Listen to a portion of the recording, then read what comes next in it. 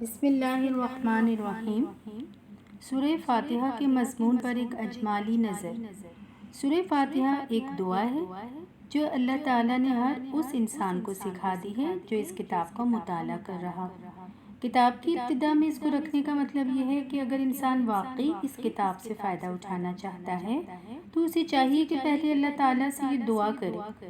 اس سے یہ بات خود واضح ہو جاتی ہے کہ قرآن اور سورہ فاتحہ کے درمیان حقیقی تعلق کتاب اور اس کے مقدمے کا اثر نہیں بلکہ دعا اور جواب دعا کا اثر ہے۔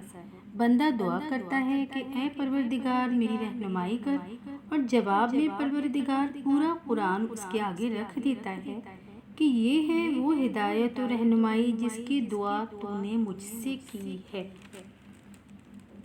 یہ بات بھی قابل غور ہے کہ جس حیرت انگیز جامعیت کے ساتھ سورہ فاتحہ کی 7 مختصر آیات ہیں میں توحید الہی اور صفات کمالیہ کا بیان آ گیا ہے، اس کی نظیر سے مذاہب عالم کے دفتر خالی ہیں۔ اس سے بڑھ کر تو کیا اس کے برابر بھی مثال پیش کرنے سے دنیائے مذاہب عاجز ہیں۔